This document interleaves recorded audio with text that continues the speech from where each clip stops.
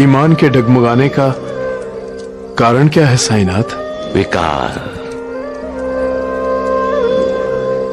इंसान जब विकारों के अधीन होता है तो पग पग पर उसका ईमान डोल जाता है। मोह से ग्रस्त होने पर इंसान हमेशा बेईमान हो जाता है। काम, सत्ता, संपत्ति के लालच में पड़ा इंसान कभी ईमानदार नहीं होता। जब पैसे के लिए इंसान धोखेबाजी और विश्वासघात करता है तो मुझे दुख होता है। वो ये क्यों भूल जाता है कि सत्ता, संपत्ति, स्त्री सब क्षण मात्र हैं, आज हैं, कल नहीं। उसे ईश्वर का कृपा पात्र बनना चाहिए, जो वो नहीं बनता। बड़े दुर्भाग्य की बात है कि वो पैसे को कभी नहीं भूलता, मालिक को भूल जाता है। इस धरती का इंसान ये सोचता है कि पैसा हर मर्ज की दवा है, हर मुसीबत का छुटकारा है, हर मुश्किल का हल है। लेकिन पैसा मुश्किल का हल होते हुए भी हर मुश्किल का हल नहीं है। भगवान को पाना मुश्किल है, क्या पैसा इसका हल है? नहीं। यात्रियों से भरी नाव नदी के बीचों बीच डूब रही है। सभी यात्री मुसीबत में हैं, क्या पैसा उन्हें बचा सकता है? नहीं। बच्चा गूंगा जन्म लेता है, लेकिन पैसा उसकी जुबान बन सकता है क्या? नहीं।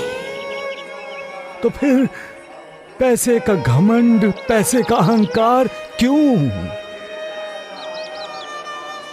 जो पैसा इंसान को मुक्ति नहीं दिला सकता, जो पैसा इंसान को इस भवसागर से पार नहीं करा सकता, जो पैसा पापों का नाश नहीं कर सकता और जो पैसा इंसान को जीवन नहीं लौटा सकता, उस पैसे पर इंसान इतना भरोसा क्यों करता है? तुम्हारी पूजा छोड़कर पैसे की पूजा क्यों मालिक, क्यों? सिर्फ तुम हो जो इंसान को हर पाप से मुक्ति दे सकते हो। सिर्फ तुम हो जो उसे भवसागर से पार करा सकते हो। ये इंसान कब समझेगा मालिक? कब उसकी आंखों पर पैसों की चमक का बड़ा पर्दा हटेगा? कब वो अपने सुख को छोड़कर अपने कल्याण के मार्ग पर चलेगा मालिक? मालिक, तुम्हारा इंसान कोशिश करता है मान सम्मान पाने की, ऐश्वर्यशाली होने की, वैभवशाली होने की, पैसा वाला होने की। वो पैसे को अहमियत देता है मालिक, लेकिन तुम्हें नहीं। उसे न तुम्हारी आस है न तुम्हारी प्यास। वो प्यासा है पैसों का, उसे पैसों की आस है। वो पैसे को ही भगवान मानता है। तुम्हारा ये इंसान झूठी दुनिया में रहता है मालिक, सच से दूर भागता है। वो जानता नहीं कि जब पैसा आता है तब साथ साथ ईर्ष्या, द्वेष, तनाव, अहंकार भी साथ आते हैं।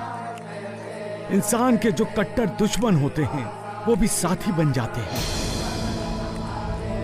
लेकिन जब तुम साथ होते हो तब अद्भुत बना शांति मिलती है। वो सबका मित्र बन जाता है।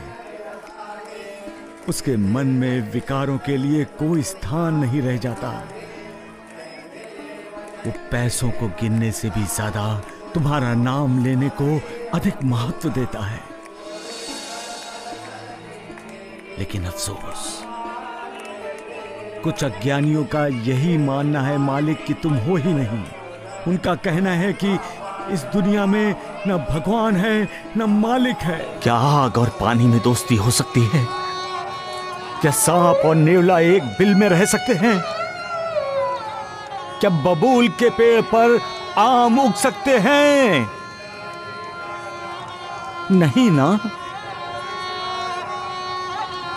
उसी तरह विरक्ति और आसक्ति का मेल कैसे हो सकता है श्यामा? महालसापति विरक्त है और पैसा आसक्ति का मोहक रूप है। पैसा किसी को भी अपने वश में कर सकता है श्यामा, और मैं नहीं चाहता कि पैसों की वजह से महालसापति का अधोपतन हो और उसने अब तक जो भी तपस्या की है वो व्यर्थ हो जाए।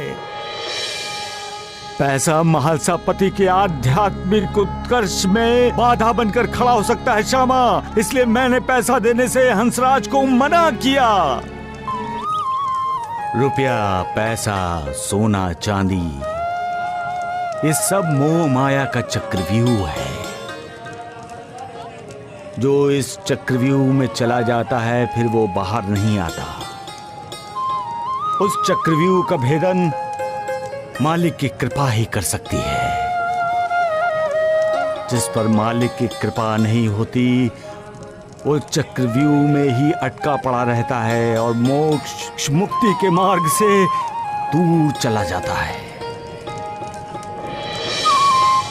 रुपया, पैसा, सोना, चांदी ये एक भूल भुलैया है जिसमें सुख को ढूंढते ढूंढते इंसान अपने आप को खो बैठता है और अपने आप को ढूंढने के लिए जिंदगी के अंत तक उस भूल भुलैया में भटकता फिरता है। पैसों के पीछे भागने वाला इंसान कभी संतुष्ट नहीं होता। उसके पास 100 रुपए होंगे तो उसे 200 रुपए चाहिए। 200 रुपए होंगे तो सोचेगा 1000 क्यों नहीं है, और 2000 होंगे तो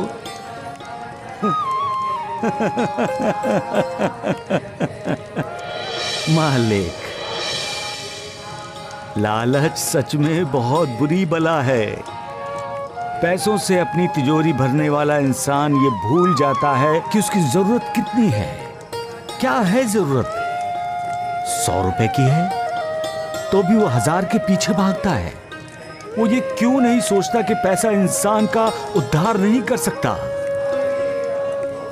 मालिक इंसान का उद्धार कर सकता है और करता है। उसे मालिक के पीछे भागना चाहिए, पैसों के पीछे नहीं। पैसों के पीछे भागने का अर्थ है विकारों के पीछे भागना। जो विकारों को दूर रखता है निर्विकार के करीब आता है, मतलब है इंसान का उद्धार होना। सबका मालिक